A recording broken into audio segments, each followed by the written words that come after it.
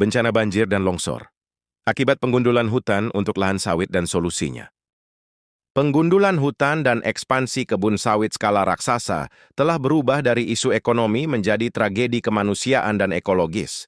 Banjir dan longsor yang merenggut ribuan nyawa bukanlah bencana alam semata, melainkan konsekuensi dari kebijakan yang membiarkan keserakahan mengalahkan keadilan dan akal sehat. Ironisnya, di tengah status Indonesia sebagai produsen kelapa sawit terbesar dunia, segelintir orang justru menguasai ratusan ribu hektar lahan, sementara rakyat kehilangan ruang hidup dan keselamatan. Sudah saatnya arah pembangunan sawit dikoreksi. Lahan dikelola rakyat dengan batas yang adil, negara hadir melalui BUMN-BUMD sebagai pengelola industri, dan pengusaha berperan di perdagangan global, bukan sebagai penguasa tanah. Inilah jalan tengah yang beradab, berkeadilan, dan berkelanjutan bagi masa depan bangsa. Masalah penggundulan hutan untuk kebun sawit bukan sekadar isu lingkungan, tetapi krisis tata kelola, keadilan, dan keberlanjutan nasional. Ketika eksploitasi sudah melampaui daya dukung alam dan menelan ribuan korban jiwa, maka itu bukan lagi pembangunan, melainkan kerusakan sistemik. Solusi terbaik harus tegas, adil, dan menyentuh akar masalah, bukan tambal sulam. Berikut solusi komprehensif dan realistis. 1. Hentikan ekspansi sawit baru. Moratorium permanen. Fakta penting, Indonesia sudah menjadi produsen sawit terbesar dunia. Tambahan jutaan hektar tidak lagi rasional karena keuntungan marginal menurun.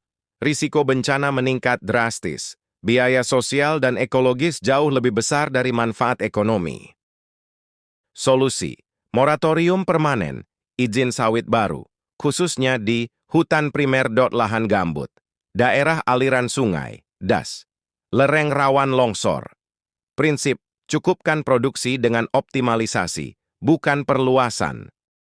2. Audit nasional dan penertiban total lahan sawit.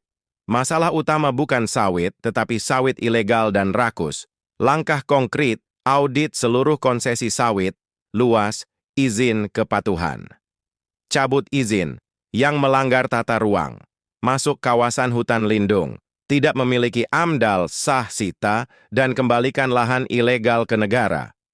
Catatan penting, banyak bencana terjadi di wilayah yang secara hukum tidak boleh ditanami sawit. 3. Batasi kepemilikan. Lahan skala raksasa.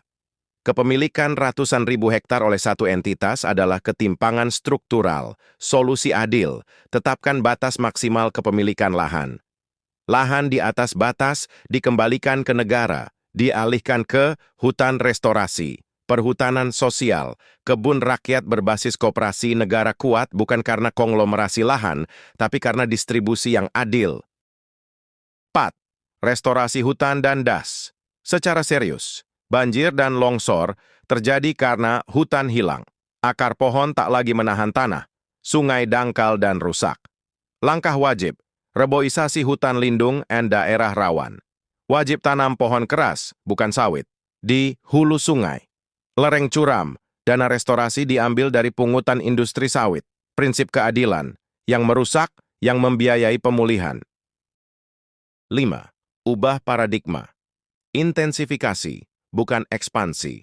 Produktivitas sawit Indonesia masih kalah dari Malaysia. Solusi cerdas, tingkatkan hasil di lahan yang sudah ada. Bibit unggul, teknologi pertanian, manajemen air dan tanah. Tanpa menambah 1 hektar pun. Ini menaikkan pendapatan tanpa menambah korban bencana. 6. Perkuat ekonomi alternatif masyarakat lokal. Masyarakat sering jadi korban sekaligus tameng bagi korporasi.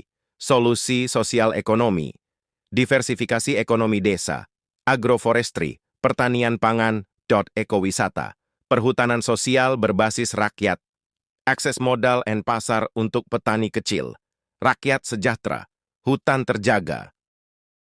7. Penegakan hukum tanpa pandang bulu. Selama hukum tajam ke bawah dan tumpul ke atas, bencana akan berulang. Harus dilakukan. Pidana korporasi perusak lingkungan.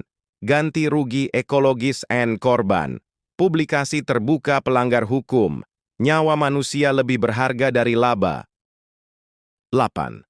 Ukur keberhasilan dengan keselamatan, bukan produksi. Negara tidak boleh bangga hanya pada angka ekspor indikator keberhasilan baru.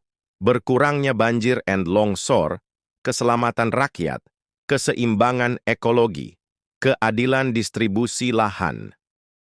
9. Rakyat mengelola sawit, negara menyediakan pabrik, hilirisasi berkeadilan. Prinsip dasar, lahan milik dan dikelola rakyat, pabrik milik negara, BUMN, BUMD, ekspor-impor, peran pengusaha swasta negara, pengatur dan wasit. Ini adalah model ekonomi kerakyatan sejati, bukan kapitalisme lahan. 10. Pembatasan ketat luas lahan sawit per orang korporasi. Ketentuan ideal, petani rakyat, 2/5 hektar per keluarga, produktif dan berkelanjutan. Koperasi petani, maksimal puluhan hingga ratusan hektar, kolektif. Korporasi, dilarang menguasai ratusan ribu hektar. Menguasai lahan ratusan ribu hektar adalah monopoli terselubung dan bertentangan dengan keadilan sosial. Lahan berlebih diambil negara, dialokasikan untuk petani lokal, perhutanan sosial, restorasi hutan. 11. Model koperasi sawit rakyat, bukan buruh tapi pemilik. Skema ideal, rakyat tergabung dalam koperasi sawit. Koperasi, mengelola kebun, menjual TBS ke pabrik BUMN, BUMD. Harga TBS, transparan, berbasis biaya produksi plus margin wajar. Rakyat bukan buruh harian, tapi pemilik dan penentu. 12. Negara wajib bangun pabrik sawit, PKS. Milik publik. Peran BUMN, BUMD, membangun dan mengelola pabrik kelapa sawit, PKS.